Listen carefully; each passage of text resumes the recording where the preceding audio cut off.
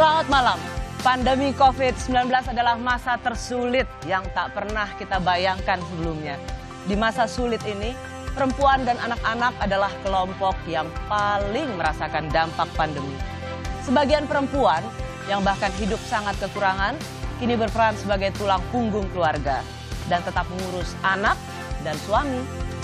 Bertepatan dengan Hari Perempuan Internasional yang jatuh tanggal 8 Maret lalu, sekaligus hari ini yaitu 11 Maret, tahun lalu WHO mengumumkan pandemi global.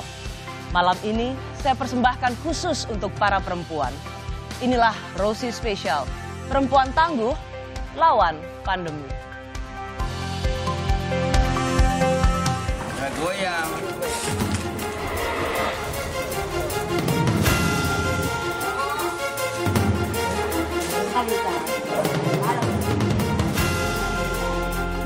Saya Dr. Rolista, dokter di Puskesmas Dom. Puskesmas Dom itu berada di Sorong Kepulauan. Saya sudah bekerja di Puskesmas ini selama 11 tahun.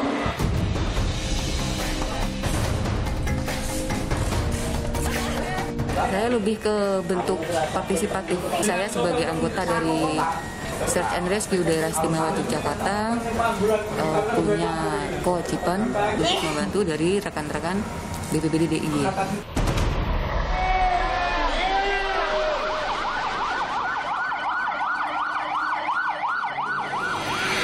Pokoknya pinjam ganjing Kak itu ya. Kalau ada baru yang ngebel, baru bikin, tidak berani nyedok. Kalau strategi dilihat dari sekarang ini online itu sangat berpengaruh ya. Kita bakalan targetin di media sosial sama marketplace. The COVID-19 affected feminized sector. Women lose 50% of working hours, while men only lose 35%. So there is an asymmetric implication of this COVID-19.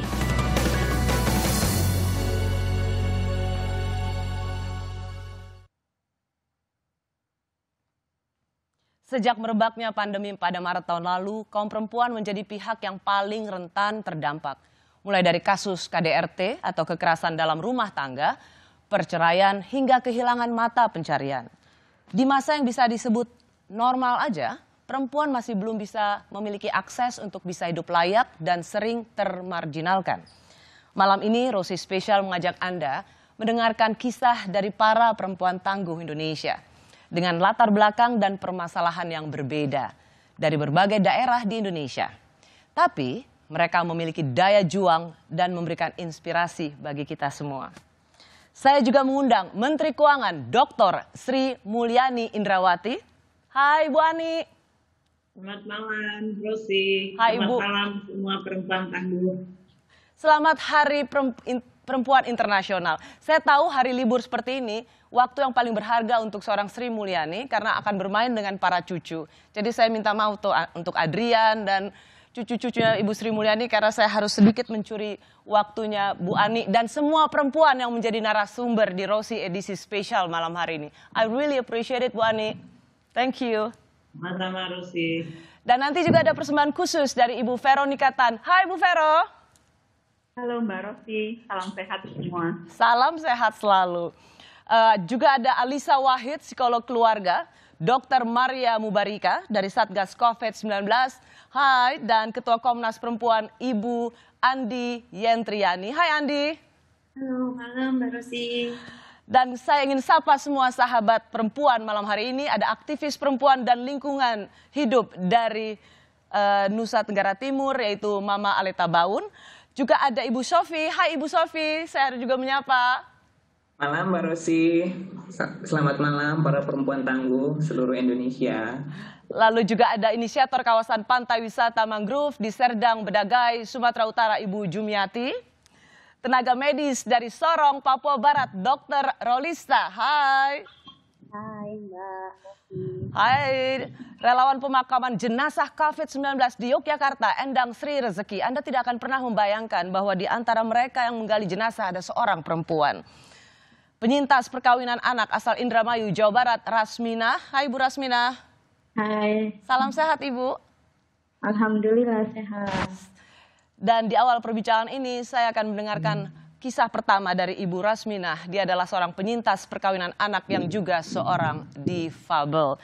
Ibu-ibu sekalian, sahabat perempuan, saya akan memberikan kesempatan pada Anda semua untuk ikut berpartisipasi dalam diskusi ini. Izinkan saya untuk memulai terlebih dahulu dengan Ibu Rasmina. Bu Rasmina, saya tahu apa yang Anda alami belasan tahun bukanlah sebuah kisah yang mudah untuk diceritakan. Anda menikah di usia yang sangat muda, yaitu 13 tahun, tetapi saat itu keluarga tidak menunjukkan usia Anda yang sesungguhnya, yaitu menunjukkan seolah Anda sudah berusia 18 tahun. Anda kemudian menikah 4 kali dan memiliki anak. Bagaimana Anda menceritakan dampak pada perempuan yang harus dipaksa menikah di usia yang sangat belia? Ya dampaknya ya gimana ya? Waktu dinikahkan masih muda itu saya sangat apa ya? Sangat sedih sekali gitu. Sebenarnya saya tuh masih pengen sekolah, pengen belajar sama teman-teman, tapi saya tuh disuruh nikah sama orang tua saya karena apa? Faktor ekonomi. Padahal di usia itu 13 tahun Ibu masih ingin sekolah. Masih ingin sekolah, ingin bermain sama teman, suka nangis di dalam kamar gitu ngelihat teman-teman saya masih sekolah dan teman-teman saya bermain gitu, tapi saya nggak bisa gitu, nggak bisanya apa, disuruh di rumah aja ngurusin suami. Bu Rasmina, setelah perkawinan pertama kemudian juga berpisah, Ibu juga kembali menikah. Bagaimana kehidupan perkawinan semacam ini mempengaruhi seorang Rasmina seperti Anda? Ya jelas mempengaruhi lah, karena apa ya? Itu pengennya masih bersekolah dan cita-cita saya pengen jadi guru gitu. Tapi saya disuruh nikah terus sama orang tua. Saya nggak bisa nolak gitu kemauan orang tua. Karena apa? Orang tua saya tuh yang satunya yang laki-laki lumpuh, yang cari makan cuma orang tua saya yang perempuan gitu. Ibu menikah umur 13 tahun, lalu 16 tahun, lalu juga 20 tahun dan kemudian menikah umur 25 tahun. Iya. Ibu juga punya anak-anak perempuan? Iya, punya 3. Dari pengalaman Ibu Rasmina, dari seluruh perjalanan hidup Ibu yang begitu susah, lalu pelajaran apa yang ingin Ibu wariskan pada anak-anak perempuan Ibu Rasmina? Ya, yang saya wariskan yang gini, anak saya masih jangan sampai kayak saya, biar anak saya mah sekolah terus sampai kuliah gitu. Udah cukup saya aja yang jadi korban. Waktu dinikahkan masih kecil. Ya, Ibu boleh cerita kenapa Ibu mengalami kelumpuhan? Waktu itu saya nikah sama orang yang ketiga gitu.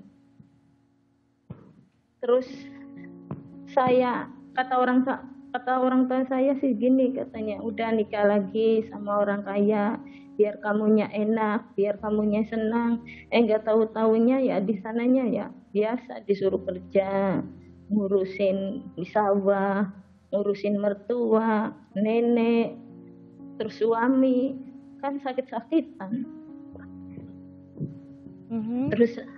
Terus saya tuh waktu itu ke belakang rumah buka pintu mau ngasih makan sama ternak gitu. Enggak tahunya di bawah kaki saya ada ular gitu, Mbak.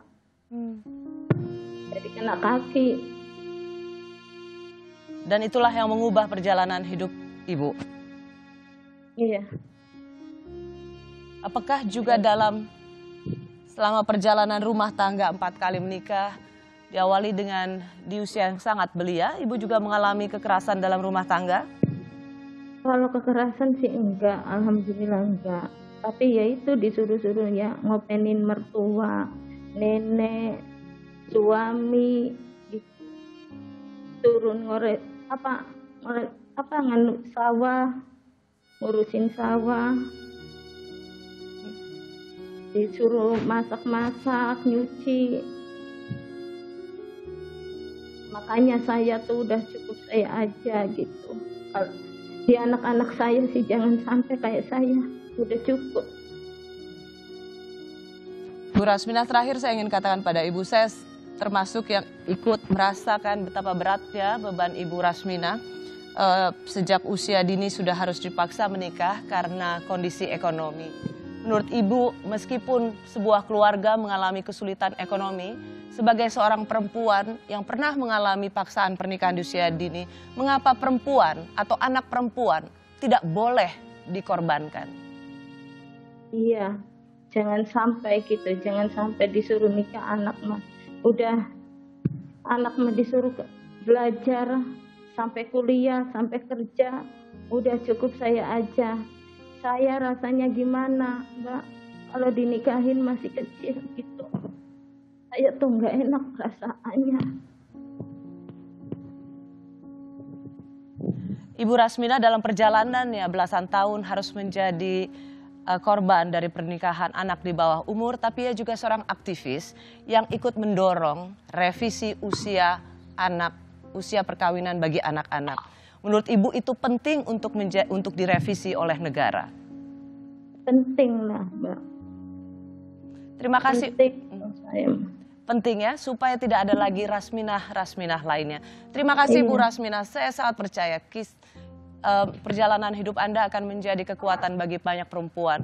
Karena meskipun apa yang terjadi pada Anda adalah belasan tahun silam, pernikahan anak di bawah umur masih bisa terjadi dan Anda harus menjadi contoh bahwa tidak layak atau tidak boleh anak perempuan harus dikorbankan demi ekonomi keluarga. Ibu Rasmina, terima kasih Anda sudah berbagi bersama saya. Iya, sama. Kami akan kembali dengan kisah tenaga kesehatan perempuan di Papua Barat dan Yogyakarta.